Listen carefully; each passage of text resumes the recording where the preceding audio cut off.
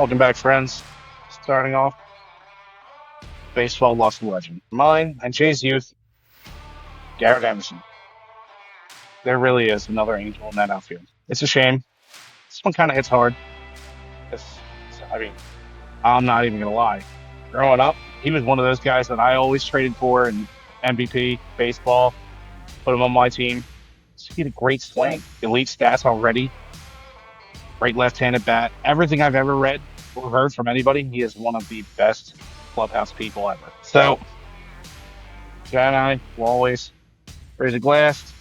Here's a toast. Garrett, rest in peace, buddy. But on to other current events in the league. Jay, is it me or the tempers across the league seem flared? Like short fuse blanketed across the entire league. With the heat temperatures rising, it's safe to say that temperatures for players' emotions are also on the rise. Yeah, it's a weird start to the season.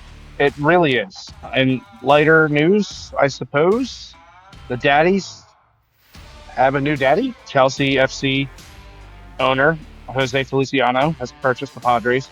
It becomes official once 75% of the owners approve the sale. I don't see why they wouldn't.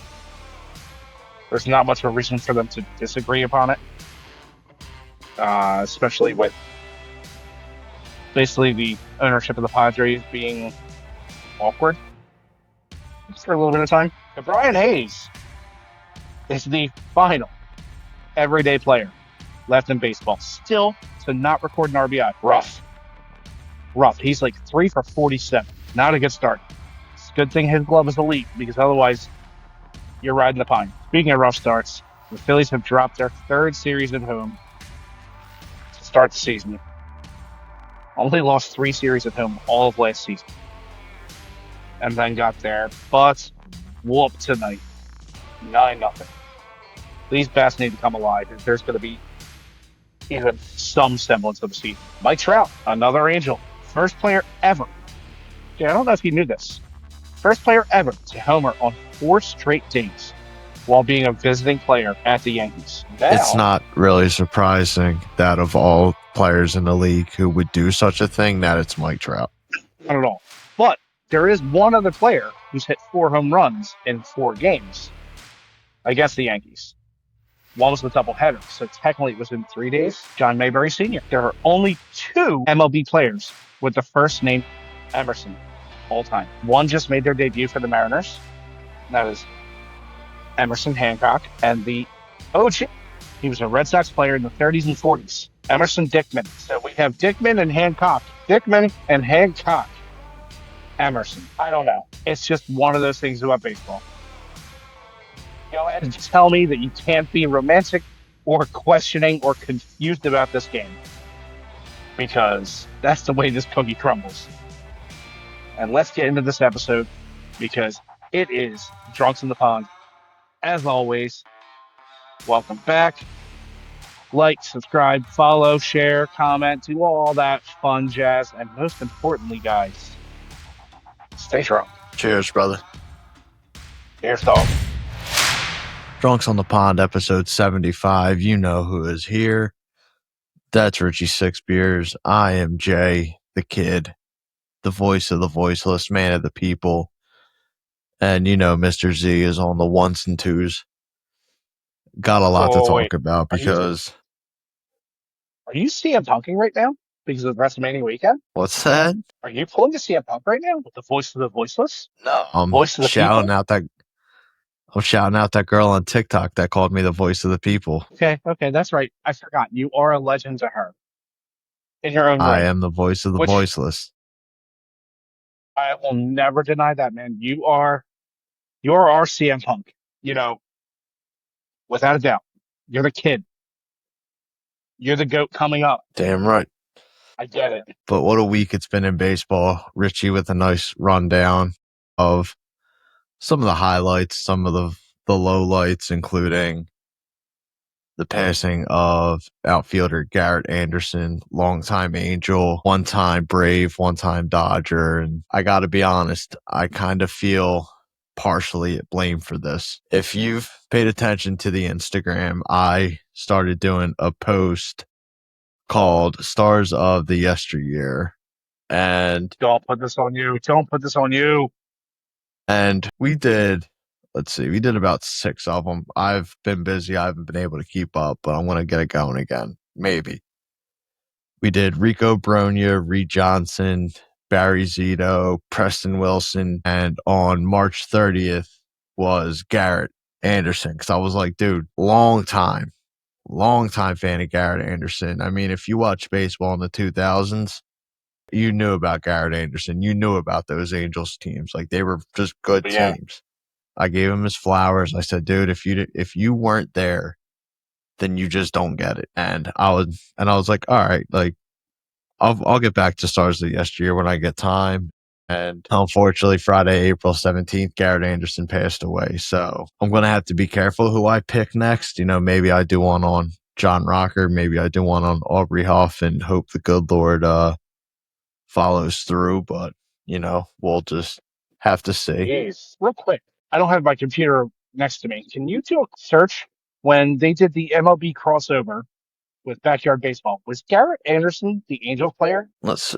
Because I know they added one person from each team, and I believe Garrett Anderson was forever immortalized as a Backyard Baseball player.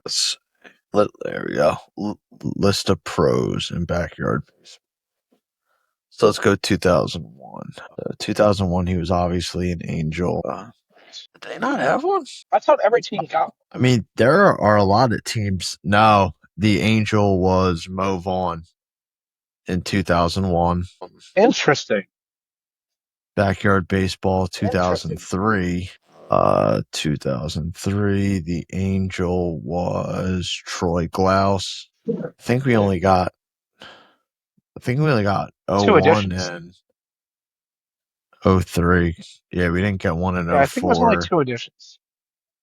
We It's a did get a shame. backyard baseball in 2007, which was PC and the GameCube. And Pros? yeah, it had pros. Bobby Abreu was a Philly. Ryan Howard was in What it. year? 2007. So that was like right Bobby after Abreu, his. he could have been Philly. Well, it says Philadelphia Phillies / New York Yankees. And then just a couple other Interesting. names. You got Derek Lee from the Cubs, Grady Sizemore, Indians, Jake Peavy of the Padres, Maglio Ordonez, the Tigers, I really Vlad hope he had Guerrero those long, slow Sr., hair. and then Paul Konerko, first base for the White Sox. Yeah, no, Garrett Anderson never made an appearance in Oh, I'm backyard sorry, baseball, Garrett. unfortunately. I'm sorry, buddy. I thought wrong. I apologize. Darn. Yeah, it's kind of crazy, though, because you would think, well, I mean, Why would you choose Mo Vaughn over Garrett Anderson, who's a career Angel minus 2 seasons? on Anaheim Angels. No, you'll probably have to go 2000 since they probably took us 2000 stats. 2000 Anaheim Angels went 82 and 80. Man, you really could have. Damn, dude. That team went 82 and 80. That's crazy. Like, Jesus Christ. They had 1, 2, 3, 4 guys with over 100 RBIs. You had 1, 2, 3, 4 guys with over 30 home runs, including Mo Vaughn, who hit 36 and 117. Garrett Anderson hit 35, 117. Troy Glaus went 47 and 102. Tim Salmon went 34 and 47? 97.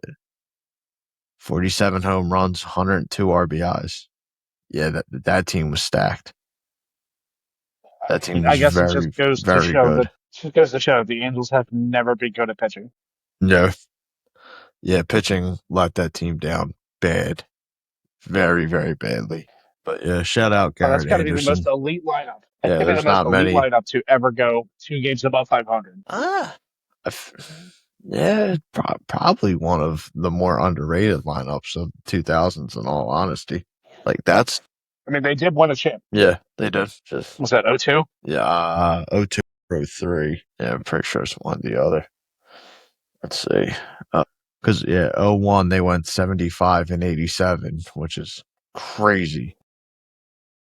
And then 2002, they go 99-63 and they win the World Series Yep, that makes sense. Yep. with an arguably worse lineup. But At least they had Gloss, they had Anderson, Salmon still.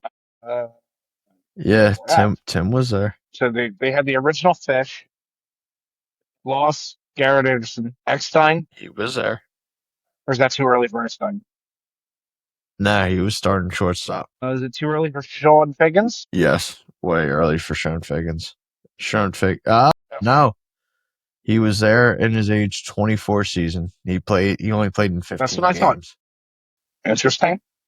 Yeah, that was his rookie year. Come on, brain. I don't think you're going to get the first baseman, the second baseman. I'd be stunned if you got the DH. The center fielder's very gettable. Catcher, you Second know him, but baseman? you'll second. Second baseman, No, what? this. Who are you gonna You say? said Meister is Turris? No, no. Yeah. You definitely know the catcher. You probably know the first baseman. Second baseman's up in the air. But you should be able to get the center fielder, though. The center fielder's very, very elite ball knowledge. Elite ball knowledge. Yeah. When you think of like good angels, like this dude is very, very underrated. Did he play for any other team? He did. He played for the Angels from 1996 to 2000. Then 7, he was a White Sox, and in 8 and '09, he played for Houston. He was a 2-time All-Star, won the World Series with the Angels, 3-time Gold Glove, and he had a Silver Slugger. Three-time Gold Glove. Okay. If I give you the initials, you'll get it. Was it an alliteration? Or some last Drop the name both with the definition. same initial? No, but they Okay. are very close, Hit though. me with it. Hit me with it. The initials are D, as in Drew, and E, as in Evan. Brother. 3, D&E, my mind immediately 2. went to David Eckstein. Darren Eckstein. There you go. Darren Erstad was the He starting played center center fielder for field. that team. Outfield and first Whoa. baseman. I was going to say, I only remember him playing first base. Who was their first baseman? Casey Kosman? First base for that team was Scott Spezio. Scott Spezio. Dude, that's an alliteration. That's a name, dude. That's elite ball knowledge. Scott Spezio was awesome. Scott Spezio played first base. Adam Kennedy was the second baseman. Brad Fulmer was the designated hitter. And the catcher was Benji Molina. Elite baseball family. Wow. Dude, that was a good team. They were scrappy. Honestly, on paper, this team looks like the kind of team that would finish around like 500. Like, and it's no What was their offense to him, pitching? but like the rotation was. So your number one was Ramon Ortiz. The number 2 was Jared Washburn. The number 3 That's a name. was Kevin Appier. 4 was Zappier. Aaron Seal. And their number 5 was John Lackey. The closer was Yeah. Troy Percival. Yeah, if you gave me like 2 seconds, I would have given that. He was an elite closer back then. He was very good. And then funny little That's awesome. grab here. They had a pitcher in the bullpen. He acquired 0.3 WAR. He played in 5 games. He finished 4 of them. Didn't have any saves. Pitched 5 2/3. Gave up 3 hits, 2 walks to 1 intentional walk, and 13 strikeouts. His name would be none other than Francisco Rodriguez. You better know him K-Rod, as baby. K-Rod. Dude, Stud. elite. You know what? I like doing this. We need to start doing this at least once a week where we go over a World Series winner and try to name their roster You can do that. during our lifetime. During our lifetime. Yeah, it's got to be absolutely during our lifetime. Yeah, I'm not trying to name like the 50s Mets, or I'm sorry, the 50s Yankees. Sorry, the Mets weren't even considered a choice back then. Still shouldn't be. Just saying. Nerd. But next week we'll do the no Boston won in Don't say it. '07. Don't say it. We need to go into I'm the. not. I need to go in this blind, or vice versa. Yeah, we'll come up with it next week. I like this. This is fun. It just shows off our dumb brains and basically the reason this entire podcast got started. Just no knowledge of a team. I mean, it do be facts. I On mean, to the. let's start it off. I mean, it's hard to ignore the big story, so we'll just get this fish out of the water now. Jaron Duran back in the news because of an incident Yeah. during his time at Target Field when Boston was playing the Twins. And if you have not heard and you're hearing it here first, let me just give you the quick rundown. Jaron Duran has not been having a good year so far. And Boston went to, like I said, Target Field. They dropped 2 of 3 games. And there was an incident where a fan had said something that I will not repeat, but it was very vulgar. And Jaron Duran decided in that moment to flip this fan off. I wouldn't even call him a fan. I call him a heckler. He flipped the heckler off. They got it on camera and all hell raised loose on Twitter. Now, obviously, you have people on both sides. You have people who are defending Jaron Duran. You have people who want to get rid of him immediately. There's just no winning in this situation. And like I said, I really don't want to repeat what was said to him. But if you know Jaron Duran, then you know that he's had a lot of mental health troubles in the past. And he's become a huge advocate for helping other people who have had those same feelings. And something was said along the lines of he should remove himself from the world. Yeah, I think the fans should be banned from all MLB stadiums, should no longer be given access to enjoy the sport or be around people who are trying to enjoy the sport because that's just unnecessary. It's completely uncalled for. And I don't understand how anyone can defend the Fed's actions. And this isn't going against Jaron Duran either because, is there a proper way to react when someone tells you to Unalive yourself? yourself. Yeah, like that you can't say that there's a certain reaction that he should have to that because like no one in the world getting paid the money that he is going through that either. And someone else said it. If this had happened to anyone else in baseball, except for Jaron Duran, who, like I said, who had gone through stuff like this last year and a couple times before, like if this had happened to anybody else, there would be a huge mental health advocacy for men, athletes, people all over going through these kind of things. I just now like you have people who are like, well, he flipped them the bird. Really? Like, is that really what we're complaining about? Like a heckler got flipped Could have been off. a lot less impolite. Like I was flipping people off when I was like 11 years old.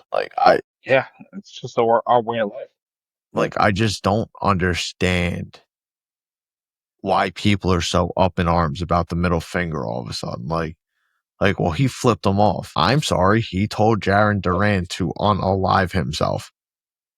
Like, is Jaron Duran supposed to just kind of ignore that after everything Yeah. he's been through? I'm sorry, but I don't think I'd be able to either.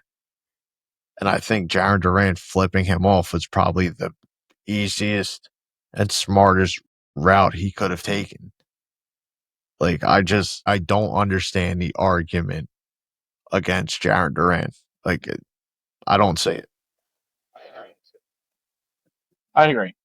Mental health advocacy it's a tough subject because a lot of people don't even want to consider it to be a thing. Some people consider it not masculine. Some people consider it not important because you just put your head down and go through. You just keep on working. There's a thing called a limit. Everyone reaches that limit. Karen Duran did something courageous and intelligent during the Red Sox Netflix special 2 seasons ago, I believe, where he spoke about his own trials and tribulations with his mental health, attempted to unalive himself and failed, thankfully. I think he is one of the best players in baseball by far. Talent wise, you know what? I don't even care. I'll say it. Courage wise. And it's so hard to look down on someone who was considered that route and not went through with it, yet they're making the best of themselves every single day. Yet the number one thing that these dumb hecklers want to do is encourage that. It's disgusting. Absolutely disgusting. There's no morality. There's zero humanity to these people who even say that to someone who's struggled with mental health. Even if you haven't struggled with mental health, don't tell someone to do that. It's despicable. I don't condone it. I don't have much say in what people do. Very little, to be honest. But I think it's disgusting. It's like you can't stress enough how pathetic and small someone is to say that to someone, especially an athlete who you paid to go see. Might not be them, but you still paid to be in that building and watch them play. So who's the real idiot? It's definitely you, because you're going to pay, go in, say some negative horse crap, and make it seem like what you said was okay. Nah, nah, you're a small person. There's nothing redeeming about you. I hope every little inconvenience possible occurs in your life, and there is nothing you can do to stop that. To tell one person who is considered an entertainer, for lack of better words, no, you're you're beyond help. Don't show up. Don't be that person who you know tries to join the bandwagon at some point. Like, no, no, no, I was a fan the whole time. No, you don't deserve that. You don't deserve any right to this sport. You don't deserve any right to many things. But the one thing you deserve the right to is life. Don't tell someone they don't deserve it. Don't tell someone they should stop it. It's one of those topics that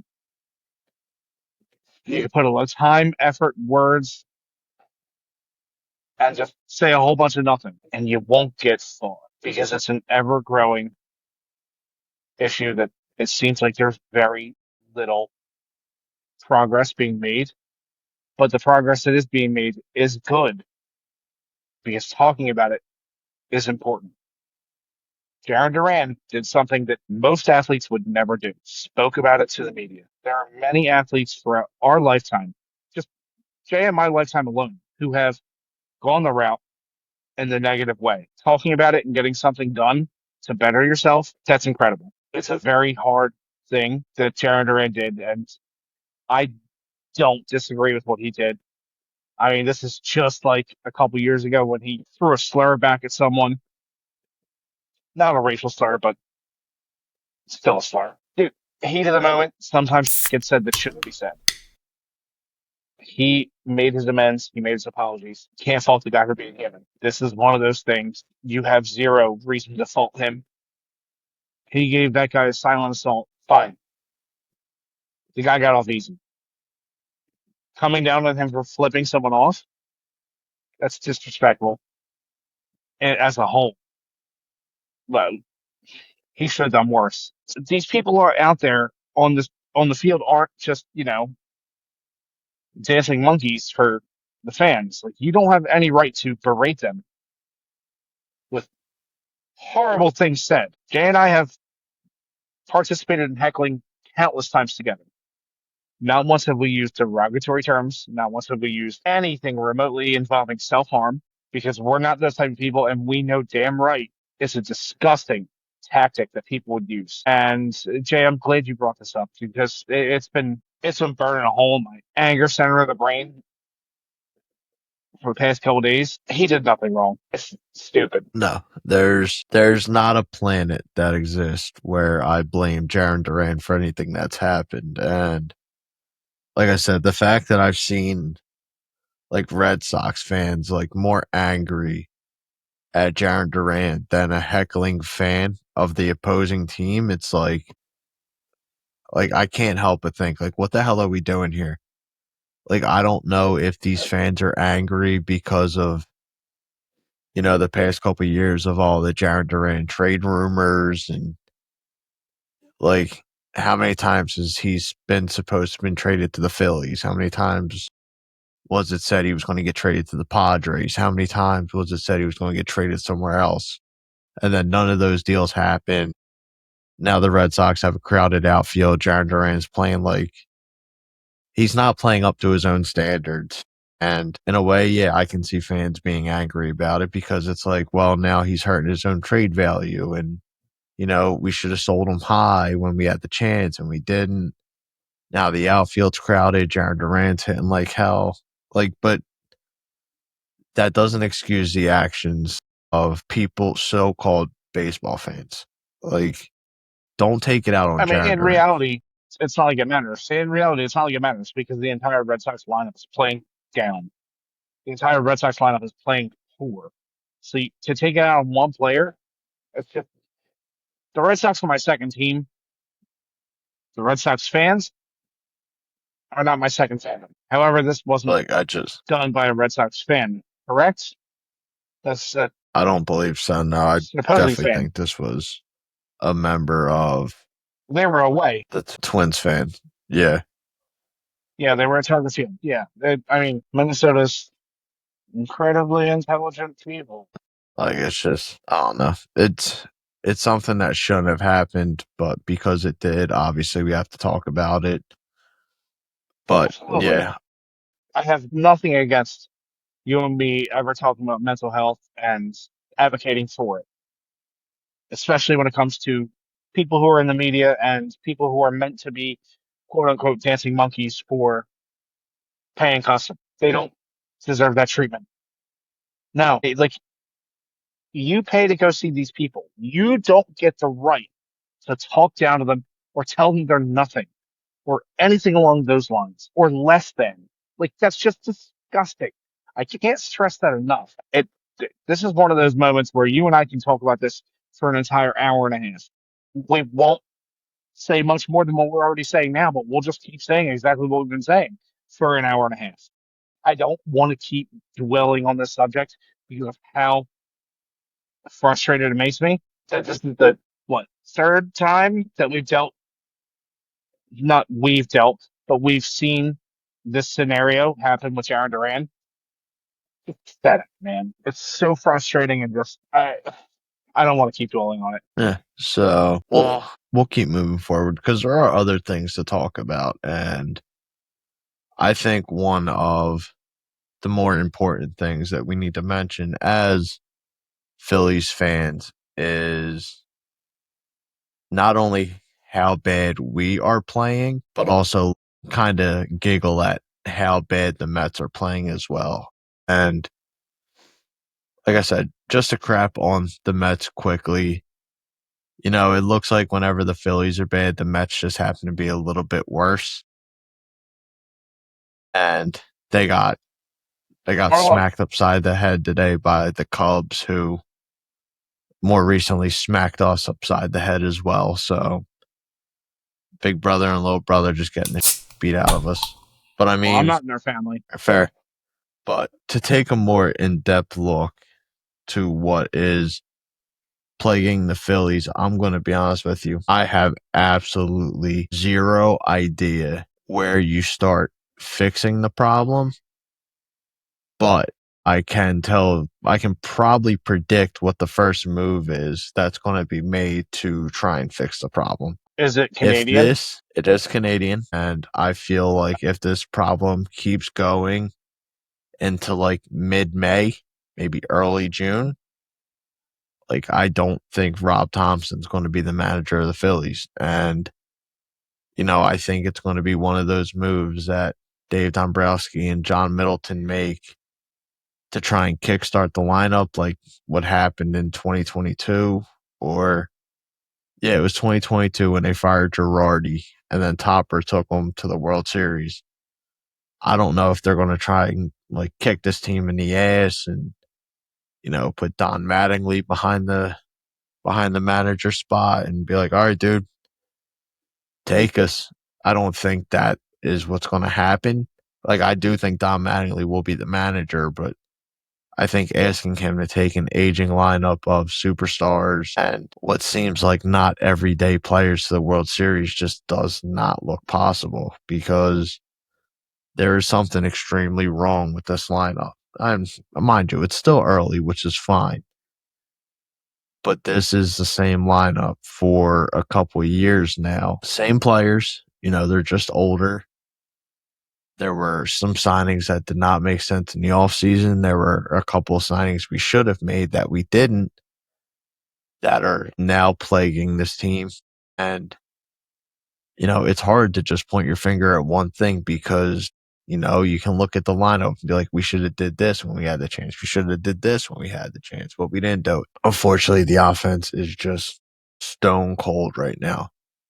Alec Boehm is like 1 for his last 30. Bryson Stott's not hitting. I'm not going to crap on Adolis Garcia because I don't really know if we had expectations. Like, I think we had expectations, but like, I think he kind of gets a break because like no one's hitting it. It's his first year here. Whereas Bryson Stott and Alec Boehm have been here for at least 5 years now. Like, this shouldn't be a thing over and over. And now you look at JT Realmuto, who's not the worst hitter on the team, but like, JT Realmuto does go through these He's months where top he's three. ice cold. And like I said, I'm not gonna crap on him. It's sad. This is turning out to be a rather somber episode. Yeah, So this this is is turning out to be definitely a rather somber episode.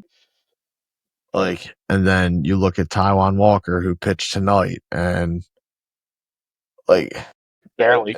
yeah, like I wouldn't even say he pitched tonight. He threw the ball tonight. Like he gave up 2 runs in the first, 4 runs in the second, 1 in the third. Then we give up 1 in the 8th, 1 in the ninth. We end up losing 9-0. Offense can't get on the board. Everyone on the Braves except for Ozzy Albies and Mauricio Dubon had hits. Austin Riley hit 2 ding dongs off of, we did an episode a couple years ago in season 1. Quick side note, I can't believe we're on season 3 of Drunks on the Pond. Like, that's kind of crazy to think about, that we've been doing this for 3 seasons. We're churning like butter, man. Like, it's just crazy. But back to it. In season 1, we did an episode called Got to Go, a little joke on Chapel Roan's Hot to Go, obviously.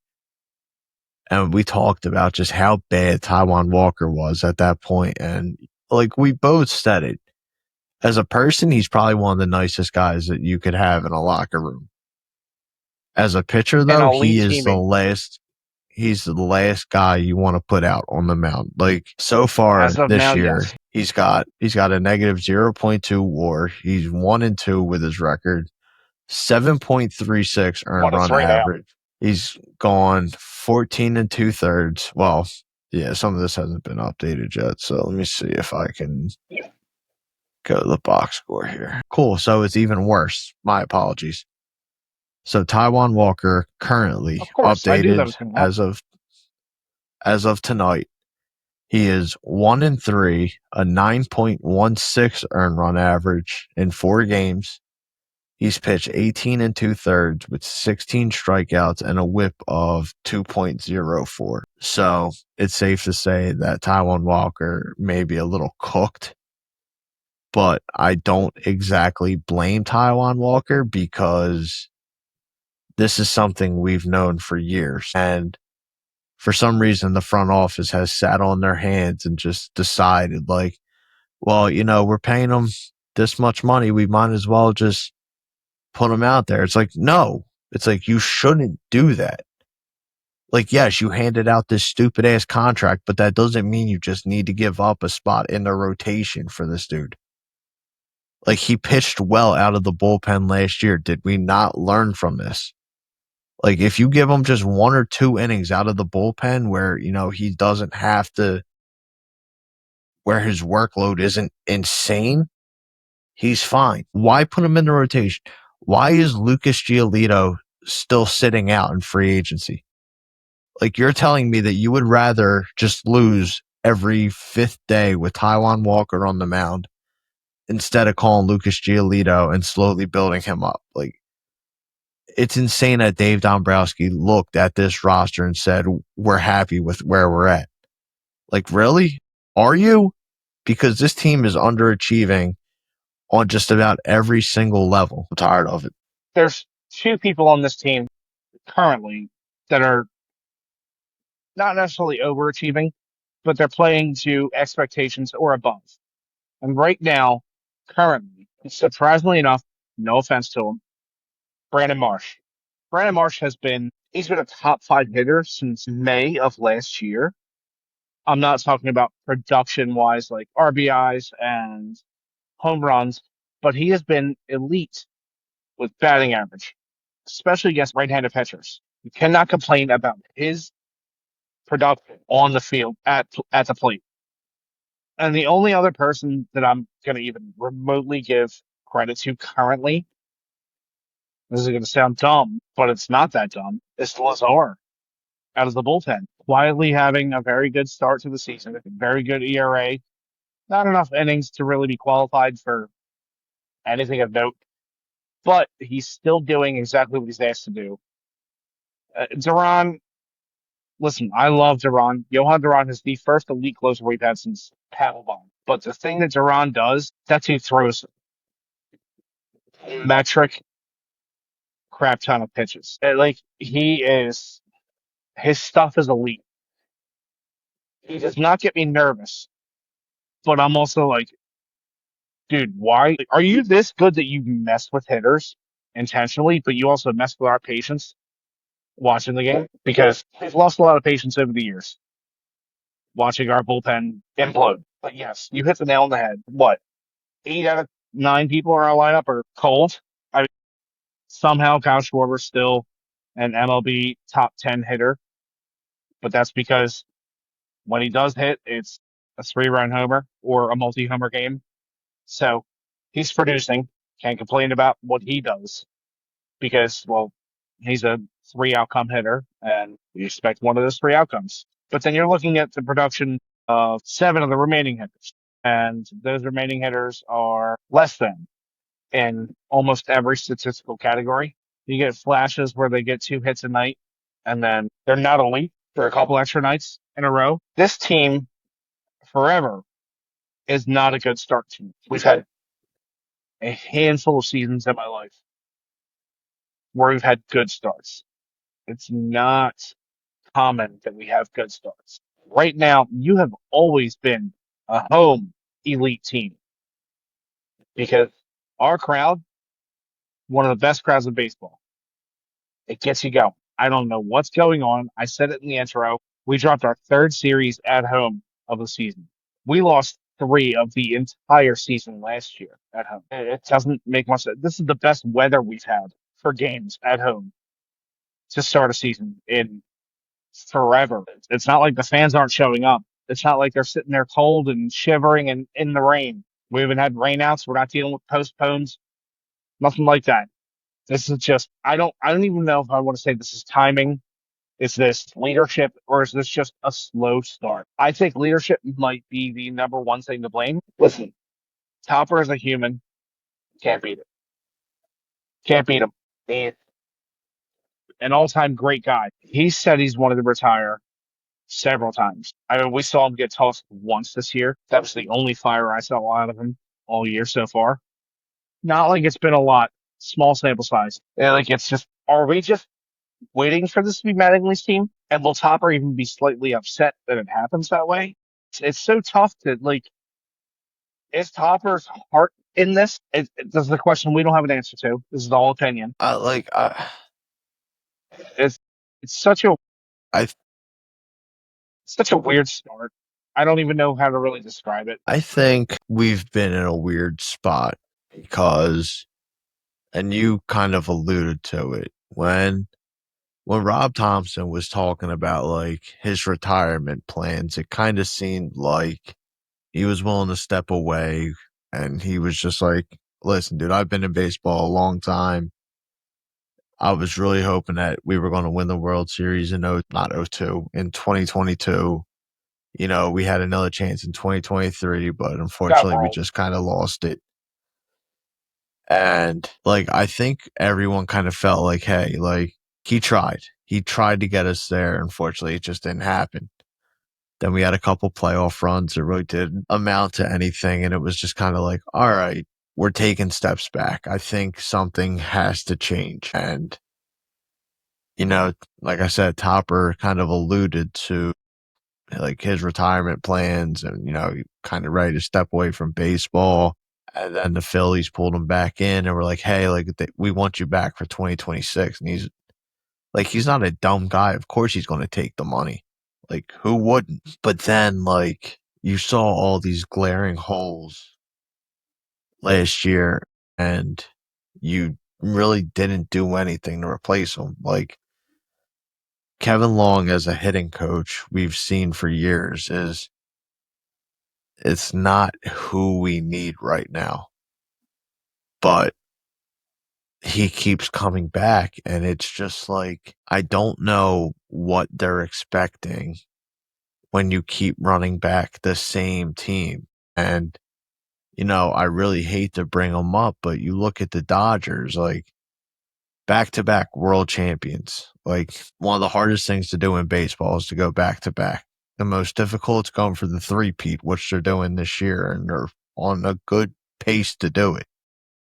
But like even the best team in baseball after Cool. the past couple years went out and they grabbed the top closer in the free agent market and they grabbed probably the highest free agent because they knew that there was still work to be done. And then you see the Phillies who haven't won a World Series. They've gotten to the stage. They didn't get picked. They didn't win it and have taken steps back ever since, come out and accept the roster for what it is because, we're confident with what we have. How can you say that when the best team in baseball wasn't confident with what they had and they replaced guys?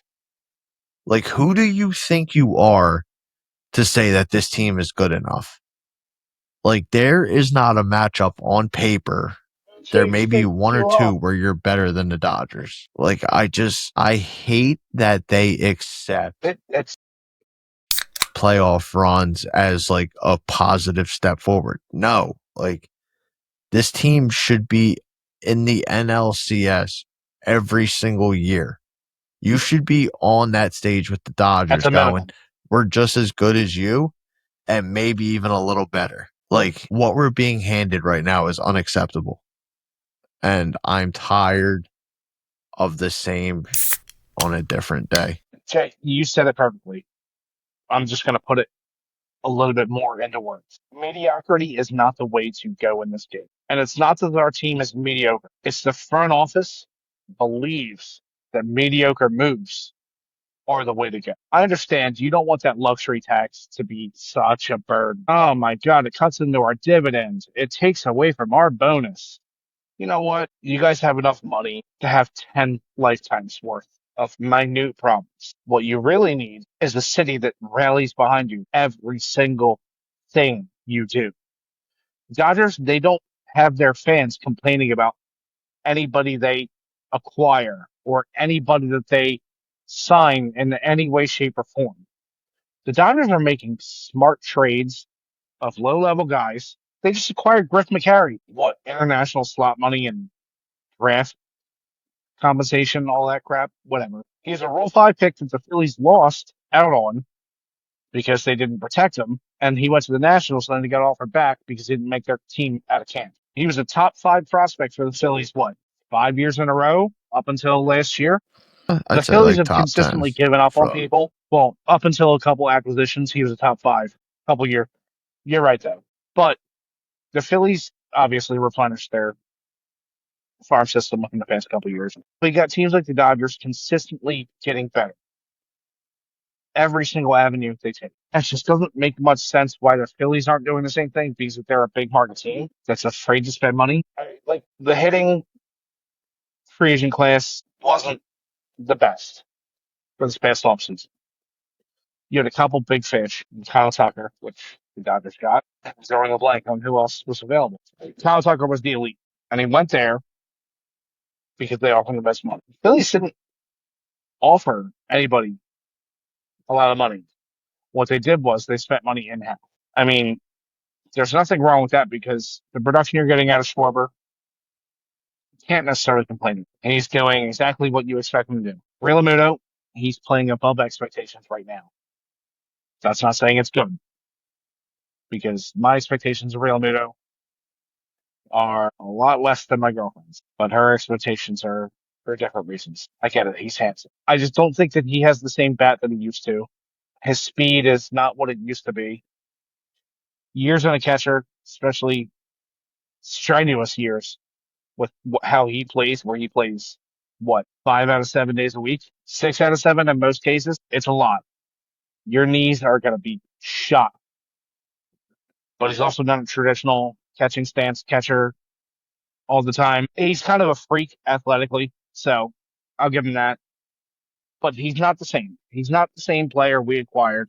But that's also because that was 5 years, 6 years. Number 20. The Phillies are doing one thing that Philly always does, and this is not just the Phillies. It's all Philadelphia sports. They have what they think is an elite team on paper, and they say, "All right, we're good, right?" Oh, I didn't hear you over there. Are you trying to say something to the boss? I wouldn't do that.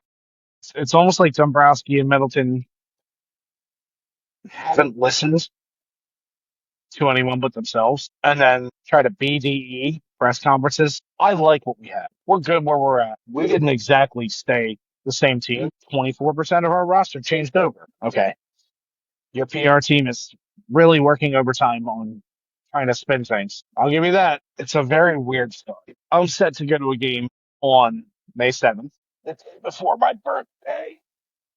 Oh yeah, I can't wait. I don't know how thrilled I'm going to be to go to that game. We still have a couple weeks until that, but I do know I'm going to tailgate. And Jay, what am I going to eat while I'm tailgating? Well, I mean, usually when you're going with a good tailgate, you gotta have a pack of Wolfgang's weenies, Yeah. and you gotta have the Martin potato rolls. You You absolutely got it, have to Paul. have the Martin potato rolls. But most importantly, if you don't have Yes, the sir. Wolfgangs, then you don't have hot dogs, which does segue into No. the segment. It is time for your Wolfgang's Weenie of the Week award, brought to you by Wolfgang's Wieners. And boy, oh boy, Rich, you picked the right night to wear that shirt because, first you gave a very nice shout to Garrett Anderson. You brought up Mike Trout, who is, I'm not going to jinx it, but he's playing well. And you're also wearing the jersey of our Weenie of the Week. If we were doing Weenie of the Week last year, this dude would have been at least a 20-time winner. There'd be no doubt in my mind. This dude would have gotten a custom shirt by now. But better late than never. The Weenie of the Week is none other than former Phillies closer, Jordan Romano. Follow me on this. Jordan Romano is actually pitching pretty well to start the year. I will give him credit for that. But like all good things, they must come to an end. Jordan Romano in his last two outings, in his last 5 days, I'm not sure if he pitched tonight, but according to Baseball Reference on the 17th, his last two games were the 13th and the 15th, which were both against the Yankees. And on the game on the 13th, he pitched an inning, didn't get a single out, 3 hits, 3 runs, all of which were earned runs, 2 walks, and he gave up a home run and a wild pitch. So safe to say he gave up 3 hits, loaded the bases, just awful stat line.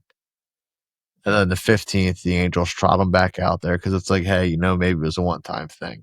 Apparently not, because he pitched a third of an Oh, we inning, know. 2 hits, 2 runs, 2 were earned, and a walk to blow that game as well. So now His current stat line is at a negative 0.3 WAR, no wins, 2 losses, an 8.44 earned run average, 8 games, 4 saves, 5 1/3 innings, and he's got 7 strikeouts. So, as we mention all the time, bullpens numbers can be a little inflated because they don't pitch all the time.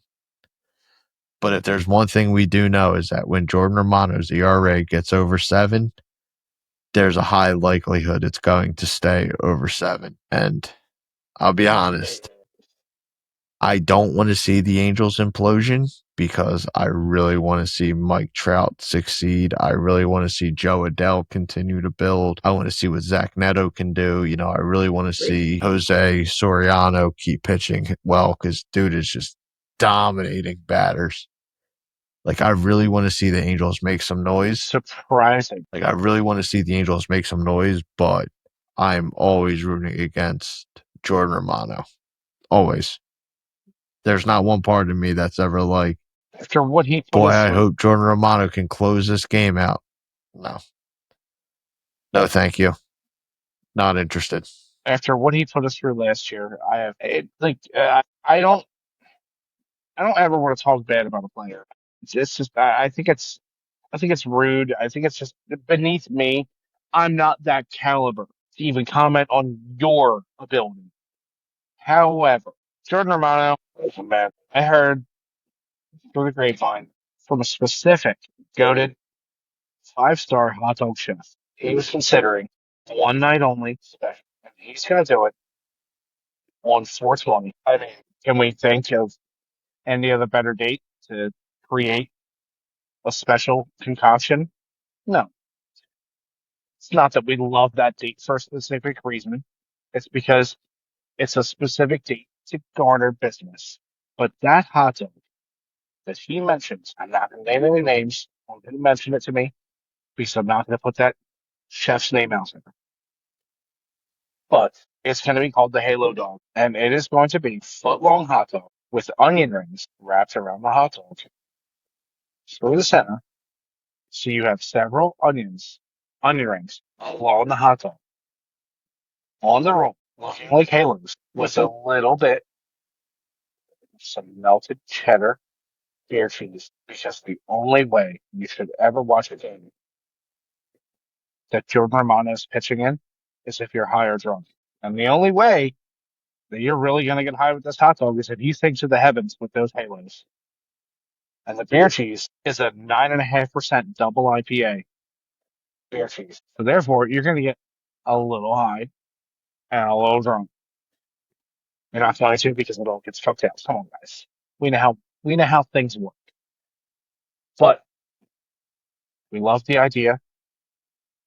And Jordan Romano, one night only, the night to think that you're doing anything right is 420 because you got to be high to think you're doing anything right. So thank you, Chef, for coming up with this great special one-off night hot dog. I love it. I think it's going to be fun. I think it's going to be enjoyable, and most importantly, probably not memorable for most of the people who've partaken that line around the shop that night waiting for them. So, as I've said before, if you're going to have a hot dog, if you're going to put a wiener in your mouth, okay, what kind of hot dog?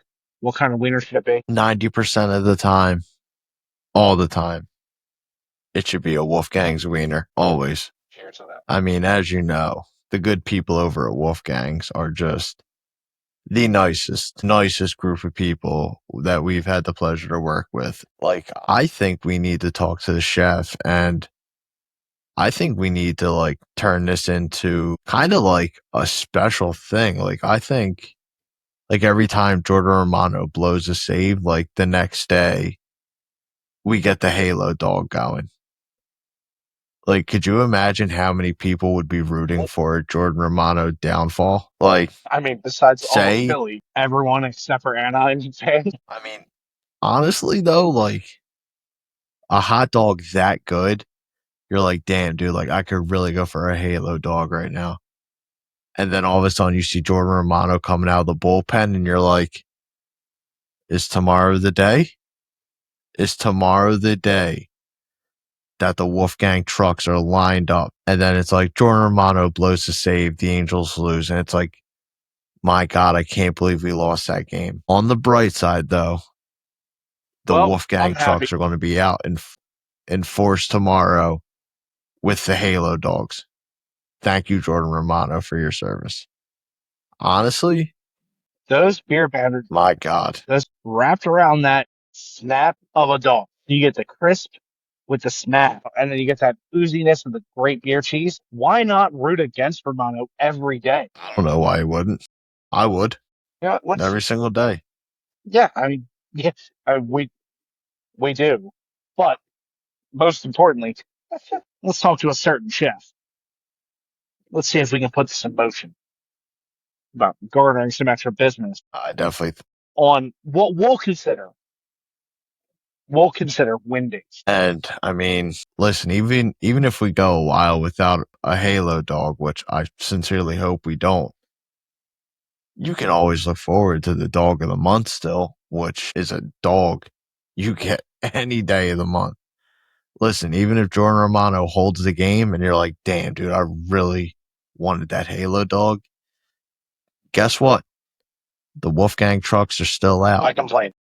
and you can still go and you can grab yourself the April dog of the month, the full count. And if you don't remember what the full count is, it is a Wolfgang hot dog, obviously on a Martin potato bun. Greatest collaboration since Anthrax and Public Enemy. The award-winning chili from our Sexy. favorite chef. The shredded 4-cheese blend. And this bad boy is topped with jalapenos. And I mean, listen, there's a lot of spice in this thing, but if it's got spice, then you know it's nice. It's just like Ice Spice getting slapped inside of a burger shop. We all saw the video. Great. Yeah, Dude, I I'm think I so saw on happy you Twitter said or the Instagram. Anthrax and Public Enemy collab. Yeah, it was there. But dude, that Anthrax Public Enemy collab, that's perfect. That's such a good analogy. I originally thought you were going to say Anthrax and government employees, so I'm happy you didn't. That that wasn't a great collab, but here we are. So I don't want to keep dwelling on the Phillies negatives because this has been as I said earlier, a somber podcast. Let's talk about a positive. Z Dub, the guy we consider Window, is trucking along in the minors, and he's doing exactly what he's supposed to be doing. Zach Wheeler is grinding, pitching extremely well. He seems healthy. He's building up that arm strength. Do you think this team is really missing him? Not really. Do you think that's what it could be right now? Why Uh, not? Zach Wheeler this is, team's he's the rock of that rotation. yeah, but I mean, listen, having him back in the rotation's big, but when your offense isn't scoring runs, then you have a whole nother problem on your hands. And when you have a bunch of guys who kind of seem like there's just no more fun happening in the dugout, in the clubhouse, like it feels like everyone's taking on some weird attitude. Like you look around the league, you see teams having fun. Like you see like the home run celebrations and whatnot. You see the helmets, the jackets. You see the Mariners have the trident and the Red Sox have the Wally head. And like all these teams have celebrations. Like what do the Phillies do? You know, like years ago, the Phillies had like the beach hat. The beach hat was cool. Like they seem to have taken on like Bamboo Brad. this, yeah, like Bamboo Brad Miller. Like that was fun. They've taken on like a businessman persona of just like, no, like we come in, we do the work, and then we leave. It's like, okay, it's like, yeah, that's cool and all, but So has you this guys are become more, losing. are we looking at this like a job? We're looking at this like a job compared to, you're an athlete, dude. You're a professional athlete. Why are you acting like this is a 9 to 5 job? You clock out and you go home. I just like, I get what you mean. I do. It's one of those situations that we saw in the World Baseball Classic. Every other team looked like they were having the time of their lives. and it looked like USA was punching the clock. They clocked in and clocked out. Zero emotion. Well, some emotion, but it's bad when the number one person who seems like they're for every single player in this team is Taiwan Walker because he's at the top step every single game, throughout the whole game, watching, praising, cheering, rooting for this team. Taiwan Walker is a teammate, without a doubt. I don't care what anyone says. You said it before, an elite teammate. It's bad when he's the one, not your team leaders, who are staying at the top of that dugout, not the people who people pay to wear that jersey. Why is it that a person whose name's on the back of 15,000 people on their back throughout the area with every home game is not the number one person cheering for the team? It's not the number one person out that dugout. It's not the number one person who's jumping up and down. You have a person that's trying to be ran out of town by the fans who's number one person at that dugout cheering every single game. Priorities are different for some people. I don't know, man. It's rough. Yeah, I It's mean, a somber, it somber day. it really just feels like the minute that they decided that they were too old and too cool for like the whole daycare thing. Like back when we had the daycare, like, like baseball was still fun and we could rely on, these younger guys to really step up and take that next step. And then they're like, all right, no more daycare. Like now we're serious. It's like, do you serious suck?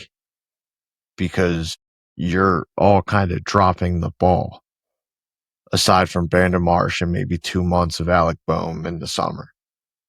But like, I don't know, like baseball doesn't seem fun for these guys anymore. And the worst part is that it doesn't seem like they hate losing.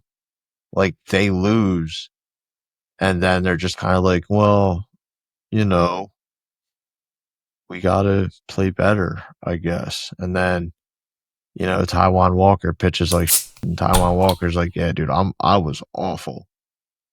And then you have Rob Thompson come out and he's like, well, I thought Taiwan pitched well for the most part. It's like, yeah, he pitched well in the zone because every ball that was in the zone got smoked for a hit. Like I don't know. Like I really don't have anything more to say on the Phillies except for the fact that until this team looks like they're having fun again, like I don't know how they go about changing. Like I don't know what that next step is you take. That's above our pay. What I can say is, I mean, it's silly, but at least we're not Yankees fans getting the absolute monstrous brawls in the stands. Did you see that video? Yeah, I saw bits and pieces of it, and honestly, I just kind of, I don't know, fights in baseball right now are And it's the like trend. it's stupid. It's like that's going to get you where you need to be because a lot of teams have done bench clearing or at least, got warnings, been in confrontations along those lines, and then you got the erupting into the fans. I just don't get it. I spend money, and it's hard-earned money to go to a game. Guess what I'm not trying to do?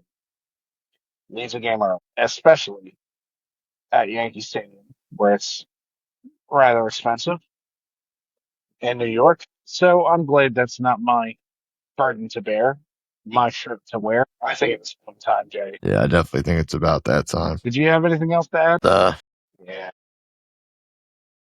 Jay, Not on that topic. I really do think it's that time. It's I final I thoughts, baby. agree. That is for sure. Final thoughts, and I will actually go first because I have two very quick ones. One being quick shout out to Michael Waka. Michael Waka, as a lot of people probably remember, pitched for the Cardinals. He pitched for the Red Sox at one point. He's on the Royals now. He was on the Mets for a cup of coffee. He was on the Rays for a cup of coffee. The Padres. Like the guy's been just about everywhere. I mean, he's got a 14-year career. It's insane because I feel like I remember when he first came up. But shout out Michael Waka because Michael Waka so He's a far this soldier. year in 2026, he's 2-0. His ERA is sitting at 1.00, 4 games, 27 innings, Oh, okay. 23 strikeouts, and a 0.78 whip. Like, I don't know how Michael Waka has turned back the hands of time suddenly, but you know what, dude? In all honesty, good for him because since 2022, after He's a pitcher. struggling for the past however many years, 2022 in Boston, he had a 3.32 ERA. 2023 in San Diego, he had a 3.22. 2024, his first year with the Royals, he had a 3.35. 2025, he had a 3.86. And now in Kansas City, he's got an ERA sitting at 1 or just a smidge lower. So yeah, shout out Michael Walker. Dude is pitching his absolute nuts off right now. And He's a then soldier, man. he's a stud. He's a stud. I'm happy for him. Dude deserves it. Absolutely. And then for my list, final thought. I know I've been slipping up on behind the scenes. Like I said, I do have one written that I just need to record. I just need to find the time to do it. And then I need to finish the 2 that I started writing. Unfortunately, I hit a massive thing of writer's block, and I'm hoping to get out of it soon. But they're definitely coming. Just give me a little bit of time, and I promise I will make them well worth it. Richie, what you got? Listen, bud, my final thoughts are surprisingly not going to be baseball related. My final thoughts will be Philadelphia related. Congrats to the 2025 Flyers. They're making that journey back. They are an absolute disgustingly scrappy team. 3 weeks ago, they had a 4% chance of making the playoff. They're doing exactly what they should be doing. They're playing the game. No pun intended. They're gritty. They're dirty in a good way. They're bringing hope to this city with caution. We understand this may not be a full roller coaster ride. You might get on the track. Those overhead buckles might come down. You might be strapped in and you're like, And then you got some 19-year-old kid with pimples all over his face and a budding goatee. Go, we're sorry, we have to cancel the ride now. Lightning is struck 18 miles away. So yeah, we understand. We know. But guess what? They put on their big boy pants and they came to dance. And right now, they're dancing. Nothing respects it. It's a team that should not have made it, but they did. And most importantly, they don't give a fuck. They're showing up to play. That's all that matters. So, on that note, on this date in baseball, 1979, the Oakland A's had 653 total fans show up. Seems awfully familiar, doesn't it? Not much has changed in 47 years. If I really wanted to get deep into it with birthdays, I could. There's a whole bunch of like T, like legend pants and all this other names from like the 1870s, people who were born. Not important. But there was one person. I didn't write down the date they were born or the year they were born, but it was one of those so good to remember, not good enough to fully care about in this day. One of those Hall of Very Good players, Mr. Marquise Griffin. Happy birthday, big guy. You're one of the fastest people I've ever seen play baseball. And I respect that because it always seemed like you were one of those guys. And I swear, for like 4 or 5 years straight on MVP baseball, every single offseason, he was a free agent every single season. But yet he was always like 40 steals during the season. So he played a full season. He was just a 1 year deal, like magician. Everyone's like, yeah, we could use him for this year. He steal 40 bases and had like 280. Marquise Grissom, you're a legend. I think he's top 15 stolen bases all time, maybe top 20. Other than that, okay, you looking that up? I don't care if you do. I just looked up his stolen bases, and I don't even think this dude's in like the top 100. To be honest with you, he only It stole seems like he certainly did it 429 for. bags. like 8 years. Let's see, stolen base And he did it leaders. for like 8 years. Hold on here. So he would be So, okay. So he's number 60. That's very interesting. I never would have guessed that. do tell. Nah, I never would have guessed that Kenny Lofton was number 15. Why not? That's all that dude did. Yeah, but if you had to guess how many bags Kenny Lofton stole, well, I mean, I just told you he was number 15, so obviously he's going to be high up there. But Dude, trust me, I still don't know how much that is. If I had to guess 1,800, that's way too high. just for clarification, Ricky Henderson's number 1, and Ricky Henderson only stole 1,406. See, like I said, way too high. Dude, stolen base is not a statistical category that I'm very well familiar with. Kenny Lofton stole 622 bags. See? Like, Incredible. it's even more crazy because Carl Crawford's number 43. He has 480. A lot of really good names on here. What? Tony Womack's on here. Tony Womack. Man. Diamondback second base. Bobby Abreu, Johnny Damon. Yeah, he's got. That makes sense. Marquise Grissom's, Bobby Bonds, Barry Bonds, Davey Lopes. Yeah, a lot of names on here. I like that. That's one category that I don't pay too much attention to because, let's face it, for the past decade, it hasn't been. It's fair. That is very fair. Crazy. Wait, do you know what time it is? I believe I do know what time it is. Right. Go ahead. I believe it's time to wrap this thing up. And thank you, everybody, for tuning in to this episode of Drunks on the Pond. You already know who it is. That's Richie Six Beers. I'm Jay, the voice of the voiceless, the man of the people. As always, Mr. Z on the ones and twos. But Z, I need you to do me a favor, baby. Hit that music, 'cause it's time to get the hell on out of here. Peace.